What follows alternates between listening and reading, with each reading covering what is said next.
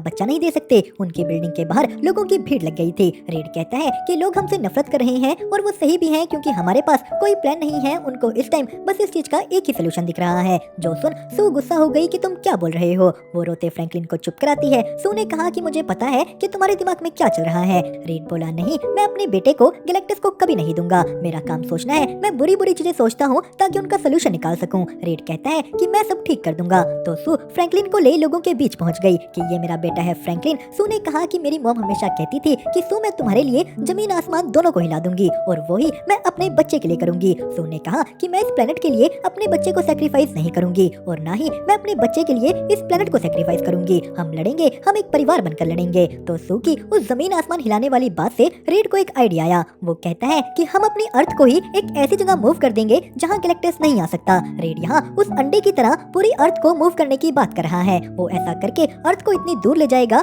जहाँ तक गैलेक्टस लाखों सालों तक नहीं आ सकता। तो इस चीज के लिए उन्होंने पूरी अर्थ में बड़े बड़े टावर्स बनाने शुरू कर दिए। उन्हें ये काम करने के लिए बहुत ज्यादा एनर्जी चाहिए थी। तो पूरी दुनिया में एनर्जी सेव करने के लिए लॉकडाउन लगने शुरू हो गए। जिसी के साथ रीड फ्रैंकलिन से बात करने लगा कि मैं तुम्हारे बारे कुछ नहीं जानता और अब मैं जानने की कोशिश भी नहीं करूंगा। तुम खुद ही मुझे सब बता देना। इधर जॉनी सिल्वर सर्फर की लैंग्वेज डिकोड करने में लगा था। तो पूरी अर्थ को मूव करने का दिन आ गया। वो लोग सभी टावर्स को ऑन कर देते हैं। काउंटडाउन शुरू हुआ, पर तभी वहाँ एंट्री हो जाती है सिल्वर सर्फर की। उसने एक एक कर सभी टावर डिस्ट्रॉय करने शुरू कर दिए, यानी फैंटास्टिक फोर का मिशन खराब हो गया। तो जॉनी सिल्वर सर्फर का सामना करता है। उसने सारी जगह उसकी लैंग्वेज के मैसेज चला दिए। इस मैसेज में सिल्वर सर्फर का नाम लिया जा रहा था शालाबाल।